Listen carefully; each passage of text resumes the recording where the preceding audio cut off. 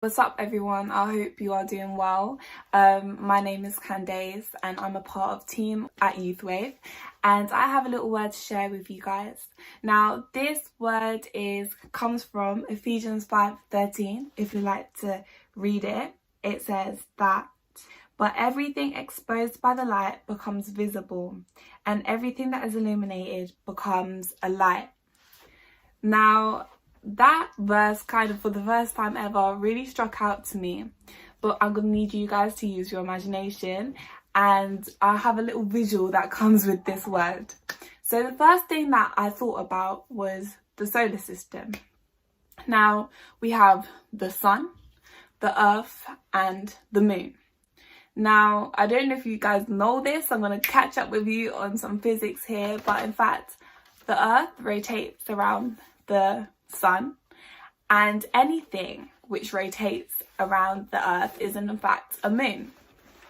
Now if you're like me, when I was younger I always thought that the moon was a light itself, but as I grew older I found out in fact the moon is just a rock, but because it reflects the sun, the light that comes off the sun, it in fact becomes illuminated. Now we're gonna go into it. So I thought, lads, okay, let's try and apply this to our lives. Let's just say that the sun is Christ, the epicenter of the Milky Way, the epicenter of everything, Jesus at the center of it all. So let's say the sun is in fact Christ. Now let's say that the earth is us, and then let's say that the moon is anybody that we know. Because anybody that we know in our lives, whether that be our family, our friends, just general people who are acquaintances, they generally will start to revolve around our lives because they're incorporated into our lives. Now, it's gonna get a little mixed. It's gonna get a bit mad. So I'm just thinking that if we call the sun Christ and we as Christians live our lives rotated around Christ, falling into the gravity of Christ, pulled in, drawn in by his love, the moon, which is the people around us, will then be able to reflect Christ. Now, let's go a little bit deeper. The moon itself is just a rock, but because of its reflected light from the sun, is illuminated. But that's only because the moon rotates around the earth, and that's because the earth is in the right position to get light from the sun.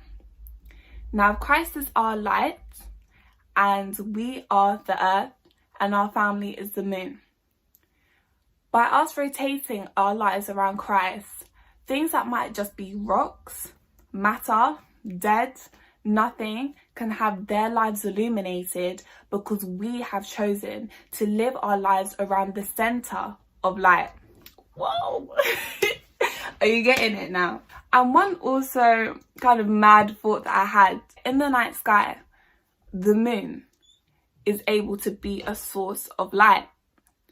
Now I'm thinking, if we live our lives rotated around Christ and we are letting the light of Christ not only be reflected in our lives, but also to be illuminated in other people's lives, then when dark times happen for us, because we have allowed our lives to be rotated around Christ and other people have seen that, they themselves are able to be a source of light in the times of darkness. Now, this word was a little bit mad and a bit deep, but I'm just thinking that if we actually rotate our lives genuinely around Christ, and if we are a reflection of Christ, then what rocks can we turn into light? What dead dreams, what dead hopes, what dead lives could we give life to, because we have chosen to directly live our lives around Christ?